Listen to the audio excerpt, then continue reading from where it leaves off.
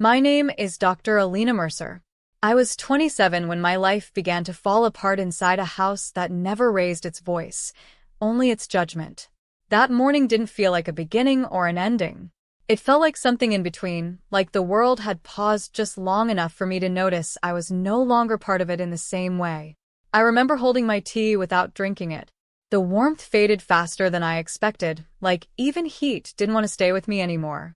Daniel sat across from me at the table. My husband. Or, at least, the version of him I used to recognize. His eyes avoided mine with careful precision, like looking at me directly would make something irreversible feel real. For 2 years, we had been living inside a single word that slowly replaced my identity. Barren. It didn't arrive all at once. It came through his mother first, Mrs. Caldwell, wrapped in concern, softened with polite concern, as if pain becomes more acceptable when it sounds gentle. Then came the appointments, the tests, the waiting rooms filled with people who all seemed to be waiting for different versions of bad news. Every result returned with the same quiet conclusion, no clear explanation. And somehow, that absence of explanation became its own kind of verdict. That morning, Daniel placed a folded document on the table between us. Divorce papers. Neat. Final. Prepared like someone had already rehearsed my disappearance. I can't keep living like this, he said quietly. Not angry. Not cruel. Just finished. Outside the window, the garden moved with the wind, indifferent to everything happening inside. That was when I noticed the neighbor for the first time, the retired judge who had moved in months earlier. He was standing at his fence, still watching. Not intruding. Not reacting. Just observing me like I was a case he had already seen before I ever walked into the room. And for reasons I couldn't understand yet, that look stayed with me long after Daniel stopped speaking. Mrs. Caldwell didn't need anger to make a point. She had something far more controlled than that, certainty. That evening, she stood in the hallway while I moved through the house, like a guest who had overstayed a life. You've been given time, she said softly, watching me fold clothes I no longer felt belonged to me. Not everyone is meant to become a mother. The sentence wasn't loud. It didn't have to be. It settled into the room and stayed there, like it had always belonged. I remember pausing for a moment, my hands resting on a half-packed suitcase. I wanted to respond. I really did. But something in me had started conserving words, like speaking too much might break what little balance I had left. So I just nodded once. Not in agreement. In survival. Daniel didn't intervene. He stood near the stairs, holding his phone, pretending the screen required all his attention. That silence hurt in a different way. It wasn't rejection, it was permission. Outside, the evening light stretched across the floorboards, turning everything into long shadows. Even my reflection looked like it was preparing to leave before I did. When I stepped out later with my suitcase, the air felt colder than it should have been for that season. I walked slowly down the path, not because I was unsure where to go, but because leaving didn't feel like movement. It felt like erasure. And then I saw him again. The retired judge from next door. He wasn't doing anything unusual. Just sitting on his porch, a thin folder resting on his knee, as if he had been waiting for a moment that had already been scheduled. Our eyes met briefly. And I noticed something unsettling in his expression. Not pity, not curiosity, but recognition. Like he wasn't meeting me for the first time, but continuing a conversation I had never been invited into. I looked away first, because something about being seen too clearly in that moment felt more dangerous than being ignored. And I didn't yet understand why. My new room was smaller than anything I had ever called home, but it had one strange mercy. It didn't expect anything from me. The landlord didn't ask questions. The walls didn't hold memories I had to explain. Even the silence felt neutral, like it had not yet decided what I was supposed to become. But sleep didn't come easily. Instead, I found myself replaying the same moments over and over. Daniel's avoided gaze, Mrs. Caldwell's careful sentences, the folded divorce papers resting too neatly on the table. As if neatness could soften abandonment. 3 days later, I saw him again. The retired judge. This time, he wasn't at his porch. He was standing near the fence line between our properties, holding a small plant in a pot that looked older than it should have been. He noticed me immediately. "You're not well rested," he said, almost casually, like it was a fact written in a file. I gave a faint, tired smile. I didn't realize judges diagnosed sleep now. A pause. Then something close to understanding in his expression. "I don't," he replied. "I observe patterns. That's all." The word should have meant nothing, but they didn't land lightly. They stayed. As I turned to leave, he added something quieter, almost as if speaking to himself. "Some patterns are misread on purpose. Others are never examined closely enough." I stopped for a second, though I didn't turn back, because for the first time, I wondered if my life had been judged correctly at all or simply concluded too early. I told myself I wouldn't look back at the documents again, but that promise lasted exactly one night. By morning, I was sitting on the floor with a folder open in front of me, surrounded by scattered reports that suddenly felt unfamiliar in my hands, like I had been reading them wrong all along, without knowing it. Blood tests, consult notes, specialist summaries. For 2 years, I had accepted each line as final. Not because I understood them, but because I trusted the system behind them, trusted that someone somewhere had looked closely enough. Now, reading them again in the quiet of my small room, I noticed something unsettling. Not what was written, but what wasn't. Certain follow-ups had never been repeated. Certain possibilities had been dismissed with brief notes that now felt too brief. Words like unlikely, assumed, no further investigation required. I sat there longer than I meant to, the morning light slowly shifting across the floor like time itself was avoiding me. At one point, I remember whispering, almost without sound, "Was I ever actually examined fully?" The question didn't feel dramatic. It felt late. And that was worse. Outside, life continued as if nothing had changed. A child laughed somewhere down the street. A door closed. A radio played faintly from another room.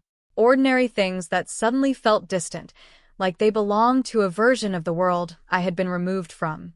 That afternoon, I found myself standing near the fence again without planning to. The judge was there, as if he already knew I would come. He didn't ask why I was holding the folder. He didn't need to. Instead, he said quietly, "You've started reading between the lines." I nodded once. "I don't know what I'm looking for." For the first time, his expression softened, not into sympathy, but something more precise. "Then you're finally ready to see what was never meant to be assumed." And in that moment, I realized the truth might not be something I discover. It might be something that had been waiting for me all along. I didn't expect the envelope to feel heavier than paper should. It was left at my door just after dawn. No knock, no footsteps I could trace. Only a plain cream envelope, my name written in a handwriting I didn't recognize, but somehow trusted more than I should have. Inside was a single sheet. Not a report. Not a diagnosis. A letter. "Dr. Mercer, you were never given the full interpretation of your history." The sentence made me stop breathing for a second, not because it was dramatic, but because it was calm, too calm for what it was suggesting. I read it again. And again. The letter continued in precise, careful language. It didn't accuse anyone. It didn't name mistakes. It simply pointed to something far more unsettling, that my medical conclusions had been shaped by incomplete follow-through, not definitive truth. Words like assumption pathway, unverified interpretation, and missed correlation appeared more than once. At the bottom, there was a final line. "If you were ever told impossible, it may only have meant not yet properly understood." My hands stayed still long after I finished reading. Not trembling, just suspended, like my body hadn't decided yet whether to feel relief or anger. Later that evening, I found myself standing outside again without remembering walking there. The judge was already on his porch. He didn't ask if I had read it. He just said, "Truth doesn't always arrive as revelation. Sometimes it arrives as correction." I looked at him carefully then. For the first time, I saw not authority but restraint, like he had spent a long time deciding exactly how much truth a person can survive at once. "And now?" I asked quietly. He paused, then replied, "Now you stop accepting conclusions that were never fully earned." The wind moved through the trees between our houses, slow and steady. And for the first time in years, I didn't feel defined by what had been said about me. I felt suspended in something unfinished. Something that was finally starting to change shape. I spent the next days moving through my life differently, as if every action had to be rechecked before it was allowed to exist. Not dramatically, not emotionally, quietly. I requested copies of old medical records again. I visited a new clinic across town without telling anyone. I asked questions I had once been too exhausted or too trusting to ask. Each answer I received was careful, measured. But beneath the surface, something was shifting. Small inconsistencies began to appear. Not enough to accuse anyone, but enough to question everything I had accepted as final. One evening, I found myself staring at my reflection in the mirror for a long time. Not searching for change in my face, but trying to recognize the version of me that had believed she was permanently defined by someone else's conclusion. I lived inside their certainty, I said quietly to no one. And for the first time, I didn't feel weak for it. I felt misinformed. That difference mattered. The judge next door had stopped speaking in riddles by then. When I saw him again, he simply placed a second folder on the fence between us. This, he said, is what should have been reviewed properly the first time. I opened it slowly. Not because I was afraid. Because I finally understood that some truths don't collapse your world all at once. They rebuild it piece by piece.